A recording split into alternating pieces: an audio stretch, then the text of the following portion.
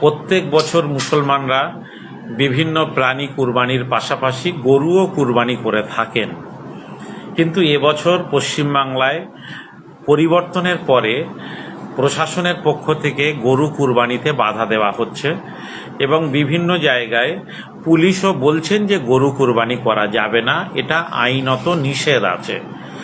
আমরা মুসলমানরা আইনকে সম্মান জানিয়ে আমরা আজকে বৈঠক থেকে সিদ্ধান্ত নিয়েছি যে আমরা সরকারের নির্দেশ অমান্য করে কোথাও গরু কুরবানি রাজ্যে করব না, মোষও কুরবানি করব না। সরকারের যে নির্দেশিকা আছে সেটাকে সম্পূর্ণভাবে আমরা সম্মান জানাবো। যদি এর মধ্যে আদালতের কোনো নির্দেশ আসে গরু কুরবানিকে যদি ছাড় দেওয়া হয়, কেননা আমরা বিগত দিনেও সরকারের কাছে দাবি করেছি যে সরকারের যে গরু এবং মহিষ জবে করার ক্ষেত্রে যে নির্দেশিকা বা বিধিনিষেধ আছে, কুরবানির সময়ে সেই বিধিনিষেধটাকে ছাড় দেওয়া হোক। যদি 2 দিনের জন্যে বা 4 দিনের জন্যে আদালত বা সরকার যদি ছাড় দেন তাহলে আমরা গরু কুরবানি করব, কিন্তু কোথাও পুলিশের মৌখিক নির্দেশের মেনেও কিন্তু আমরা গরু কুরবানি করব না। রাজ্যের বিভিন্ন জায়গায় দেখা যাচ্ছে যে এক একটা থানার যারা পুলিশের আধিকারিক তারা এক এক রকম কথা বলছেন। আমরা কিন্তু সেই এক এক রকম কথায় মুসলিম সমাজকে অনুরোধ, কর্ণপাত করবেন না। যেটা লিখিতভাবে পুলিশ দেবেন সেটাকে মান্যতা দেবেন এবং সেটাকে মান্যতা দিয়ে যদি দেখতে হয় তাহলে গরুর পরিবর্তে অবশ্যই আমাদের কুরবানিটা ছাগল বা খাসি দিয়ে হতে পারে, আমাদের কুরবানিটা ভেড়া দিয়ে হতে পারে, দুম্বা দিয়ে হতে পারে, কিন্তু গরু মহিষ কুরবানি আপনারা করবেন না। সমাজের কোনো প্রভাবশালী ব্যক্তি, রাজনৈতিক ব্যক্তিও যদি আপনাদেরকে আশ্বস্ত করেন তারপরেও কিন্তু আপনারা গরু কুরবানি করবেন না। রাজ্যের ইমাম সাহেবদেরকে বলবো, আগামীকাল পবিত্র জুমার দিন, এটি ঈদের আগের শেষ জুমা, ফলে এই জুমাতেও আপনারা ঘোষণা করে দিন যে ইমাম সাহেবরা কোনো সরকারি নির্দেশিকা অমান্য করে কোথাও গরু কুরবানি করবেন না, কোথাও মহিষ কুরবানি করবেন না। কেননা পৃথিবীর সব জায়গাতেই মুসলমানরা কিন্তু আইন মেনে চলে। ভারতবর্ষের মুসলমানরা সরকার যে আইন করবেন সে আইন মানতে যদি কোথাও কষ্টও হয় তাহলেও এই ধরনের আইনগুলো অন্তত যেখানে বিকল্প অপশান আছে, গরুর পরিবর্তে মহিষের পরিবর্তে ছাগল কিংবা ভেড়া দুম্বা কুরবানি করার সুযোগ আছে, সেগুলোই কুরবানি করে মুসলমানরা ঈদ উৎসব পালন করবে। আপনারা শুনেছেন যে বিভিন্ন জায়গায় মসজিদে যে মাইকে আজান দেওয়া হয় সেক্ষেত্রে বাধা দেওয়া হচ্ছে। মসজিদে আজানের পাশাপাশি গ্রামের মানুষ জানিয়ে দেওয়া হয় যে একটি মানুষ মারা গিয়েছে, 4 ঘন্টা পরে তার দাফন কার্য সম্পন্ন হবে, ফলে আপনারা গ্রামের সমস্ত মানুষ আসবেন। এই ধরনের ঘোষণাও কিন্তু মসজিদ থেকে দেওয়া হয়। আমরা প্রশাসনকে অনুরোধ করব এবং প্রশাসনকে আশ্বস্ত করব যে রাজ্য সরকারের এবং পলিউশন কন্ট্রোল বোর্ডের যে ডেসিবেল বেঁধে দেওয়া আছে সেটাকে মান্যতা দিয়েই কিন্তু মসজিদে মাইকে আজান দেবেন। যদি কোনো পুলিশ বা প্রশাসনের বন্ধুরা মনে করেন যে কোনো মসজিদে মাইক খুলতে বাধ্য করবেন, তাহলে আপনাদের বলবো যে আপনারা লিখিত অর্ডার, লিখিত নির্দেশ ওই মসজিদ কমিটির নামে দিন। মসজিদ কমিটি বৈঠক করে কমিউনিটির মানুষের সঙ্গে বৈঠক করে তারপরে তারা সিদ্ধান্ত নেবেন। তারপরে যদি মনে হয় যে না পুলিশ গিয়ে খুলে দেবেন, তাহলে পুলিশ তো অনেক ক্ষমতা রাখেন, তারা খুলতে পারেন। আমি মুসলিম সমাজকে বলবো যে পুলিশ যদি আপনাদের মসজিদ থেকে মাইক খুলে দেয় তাহলে আপনারা পুলিশকে বাধা দেবেন না, আপনারা ভিডিও করে রাখবেন, ছবি তুলে রাখবেন, সেটাকে নিয়ে আমরা আইনের পথে হাঁটব, আমরা প্রশাসনের দ্বারস্থ হব এবং আমরা যেখানে গেলে বিচার পাওয়া যাবে আমরা নিশ্চয়ই সেখানে যাব। কিন্তু আবারও বলছি, মসজিদে আজানের ক্ষেত্রে ইমাম এবং মুয়াজ্জিন সাহেব ভাইরা তারা অবশ্যই পলিউশন কন্ট্রোল বোর্ডের যে নির্দেশিকা আছে সেই নির্দেশিকা মোতাবেক আপনারা ডেসিবেল ব্যবহার করবেন, তার উচ্চস্বরে করবেন না। 3 নম্বর হচ্ছে যে আমরা গতকাল শুনেছি আমাদের মাননীয় মুখ্যমন্ত্রী বলেছেন যে সীমান্তে যে কাঁটাতার ছিল না, বিশেষ করে বাংলাদেশ সীমান্তে, সেখানে কাঁটাতারের উদ্যোগ নেওয়া হয়েছে এবং বিএসএফ এর হাতে জমিও হ্যান্ডওভার করা হয়েছে। দেশের নিরাপত্তার স্বার্থে আমরা রাজ্য সরকারের এই উদ্যোগকে স্বাগত জানাচ্ছি, ধন্যবাদ জানাচ্ছি। এটা আগে করলে খুশি হতাম, দেরিতে হয়েছে, তার জন্যও ধন্যবাদ রাজ্য সরকারকে। একই সঙ্গে বলেছেন যে অনুপ্রবেশকারী যারা আছেন তাদেরকে এদেশ থেকে, তাদের যে দেশের নাগরিক সেই দেশে তাদেরকে পার করে দেওয়ার একটা উদ্যোগ মুখ্যমন্ত্রী ঘোষণা করেছেন। আমরাও চাই না যে আমাদের দেশে কোনো বিদেশি নাগরিক এখানে স্থায়ীভাবে বসবাস করুক, কিন্তু দেশের নাগরিকদের যেন বিদেশি বা অনুপ্রবেশকারী হিসাবে তকমা না দেওয়া হয়, এটা আমরা প্রশাসনের কাছে, সরকারের কাছে আমরা বিশেষভাবে অনুরোধ করছি। আমরা চাইব রাজ্য সরকার যদি উন্নতকরণের কাজটা শুরু করে তাহলে সেটা যেন আদালতের অবজারভেশনে, আদালতের পর্যবেক্ষণেই সেটা যেন হয়ে থাকে। মন গড়া করে কাউকে যদি পুলিশ মনে করেন ইনি অনুপ্রবেশকারী, তাকে থানায় ডাকবেন, হেনস্থা করবেন, পুশব্যাক করবেন, এই ধরনের ঘটনা কোথাও যেন না ঘটে।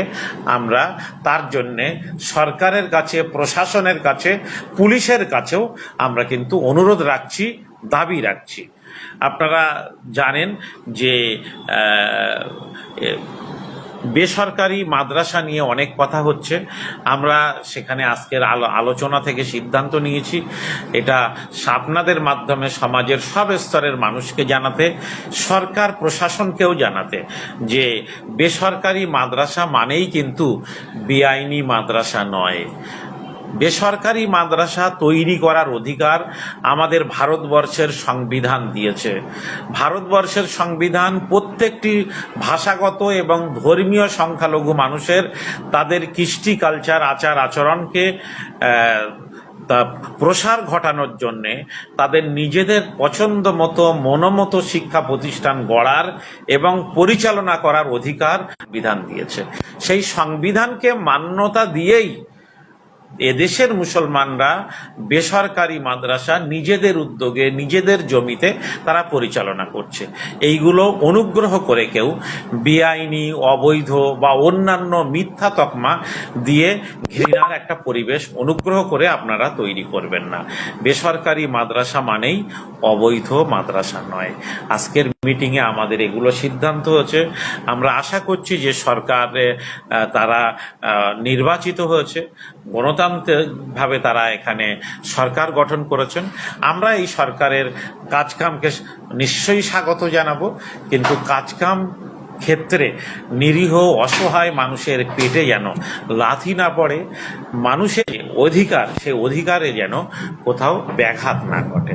আপনাদের সকলকে ধন্যবাদ। আর ঈদুল যে আজহা, কুরবানির ঈদ, এই কুরবানির ঈদ যাতে রাজ্যের সর্বত্রই সুষ্ঠুভাবে সম্পন্ন হয়, বিশেষ করে কোথাও যেন ঈদের পালনের ক্ষেত্রে, নামাজের ক্ষেত্রে কোথাও যাতে ব্যাঘাত না ঘটে, সেটা প্রশাসনকে দেখতে হবে। গরু কুরবানি আমরা করব না, কিন্তু কোথাও খাসি, ছাগল, ভেড়া, দুম্বা কুরবানির ক্ষেত্রেও যেন কোনো ভাইদের, বিশেষ করে যারা কোনো একটি গ্রুপের যেন বাধার মুখোমুখি না হতে হয়, সেটা কিন্তু প্রশাসনকে নিশ্চিত করতে হবে। পুজোর সময়ও আমরা অনুরোধ করি যে আমরা চাই যে হিন্দু ভাইদের পুজো পার্বণ সুষ্ঠুভাবে সম্পন্ন হোক। আমরা একইভাবে চাইব যে মুসলমানদের যে উৎসব, আমাদের নিজেদের উৎসব, সেটাও সুষ্ঠুভাবে পালনের ক্ষেত্রে আমরা পুলিশ প্রশাসনের সহযোগিতা চাইব। আমরা মাননীয় মুখ্যমন্ত্রীরও সহযোগিতা চাইব। যেখানে যেখানে বিগত দিনে ঈদের জামাত হয়েছে, সেখানে সেখানে যেন কয়েক ঘন্টার জন্যে ঈদের জামাত, কয়েক ঘন্টা না, কয়েক মিনিটের জন্য যেন ঈদের নামাজটা সম্পন্ন করার সুযোগ দেওয়া হয়ে থাকে। আমরা আজকের এই মিটিং থেকে রাজ্য সরকারের কাছে আবেদন করছি, মুখ্যমন্ত্রীর দৃষ্টি আকর্ষণ করছি। ধন্যবাদ।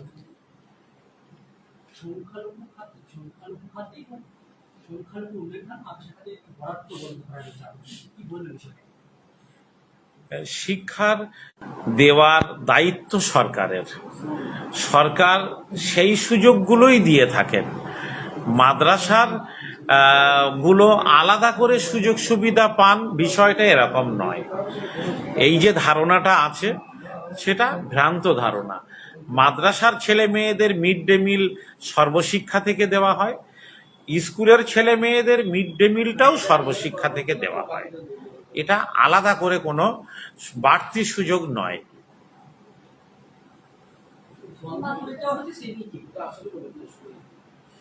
এটা নিয়ে সরকারের সঙ্গে আমরা নিশ্চয়ই আলোচনা করব। এটা নোটিশ আকারে এলে সরকারের সঙ্গে আলোচনা করা হবে। কোথাও ঘাটতি পড়লে, কোথাও অসুবিধা হলে ইতিমধ্যে আমরা আমাদের রাজ্যের মুখ্যমন্ত্রীকে আমরা একটি চিঠিও দিয়েছি। নতুন মুখ্যমন্ত্রী তিনি, ফলে তার সঙ্গে আমরা দেখা করব। তার প্রতি আমাদের কিছু দাবি আছে, তার প্রতি আমাদের শুভেচ্ছা আছে। আমরা সেগুলো রাজ্যের মুখ্যমন্ত্রীকে জানাবো বলে ইতিমধ্যে চিঠি দিয়েছি। আমরা আশা করছি, প্রত্যাশা করছি তিনি আমাদের রাজ্যের মুখ্যমন্ত্রী। তিনিও নির্বাচন শপথ নেওয়ার পরে বলেছেন যে আমি কিন্তু বিজেপির মুখ্যমন্ত্রী নয়, আমি বাংলার মুখ্যমন্ত্রী। এই বাক্যটা আমাদেরকে আশ্বস্ত করেছে।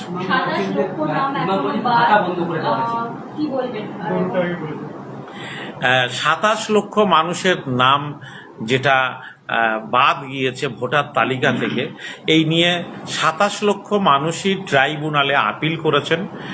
এই আপিলের আমরা চাইব যে দ্রুত নিষ্পত্তি হোক।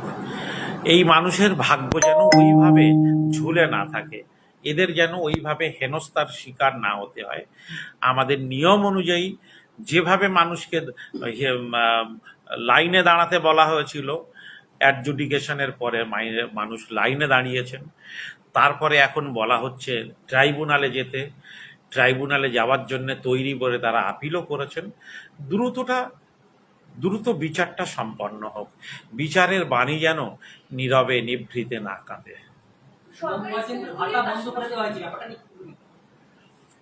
ভাতাটা নিয়ে আমরা প্রথমে ওয়াকফ বোর্ডের সঙ্গে কথা বলবো, সিদ্ধান্ত নিয়েছি। কেননা আমরা জানি যে ভাতাটা ওয়াকফ বলা হয়। মহামান্য কলকাতা হাইকোর্টের একটা নির্দেশ ছিল যে সরকার কোনো সম্প্রদায়ের মানুষের ভাতা দিতে পারবেন না। আমাদের মুখ্যমন্ত্রী যে কথাটা বলেছেন, শুভেন্দু অধিকারী, তিনি আদালতের কথাটাই বলেছেন। ফলে ভাতা যদি ওয়াকফ বোর্ড দিয়ে থাকে তাহলে আশা করি যে মুখ্যমন্ত্রীর কোনো বিরোধিতা না থাকার কথা। আমরাও চাইব যে সরকারের ফান্ড ধর্মীয় খাতে ব্যবহার না হোক। সরকারি স্কুলগুলির পাশাপাশি সরকারি মাদ্রাসাগুলিতেও বন্দে মাতরম চালু করার কথা বলা হচ্ছে, এই বিষয়টাকে আপনারা কিভাবে দেখছেন? আমরা মনে করি যে ধর্ম পালন করার সবার স্বাধীনতা আছে। ফলে মানুষের ধর্মীয় আঘাত দিয়ে যেন দেশে কোনো আইন না করা হয় এবং মানুষকে যেন বাধ্য না করা হয়। বাক স্বাধীনতা, ধর্ম পালনের স্বাধীনতা, এটা আমাদের ভারতবর্ষের সংবিধান আমাদেরকে সুনিশ্চিত করেছেন।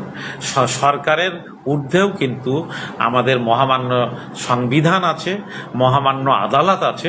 আমরা এগুলোকে অত্যন্ত পবিত্র বলে মনে করি। আমরা কেউই সংবিধানের নীতি নির্ধারণ এবং বিধির বাইরে নই। সংখ্যালঘু উন্নয়ন তহবিলের টাকা থেকে স্কুলের পড়ুয়াদেরকে স্কলারশিপ দেওয়া হবে, সেটা এখন প্রায় বন্ধের মুখে, কিভাবে দেখছেন বিষয়টা? বন্ধ হলে নিশ্চয়ই আমরা সরকারের সঙ্গে আলোচনা করব, ডেপুটেশন দেব, আইনি পথে এগোবো। এগুলো আমাদের আজকের সিদ্ধান্ত। কিন্তু সরকার যেহেতু নতুন এসেছেন, আমরা মনে করি নামার দরকার নেই।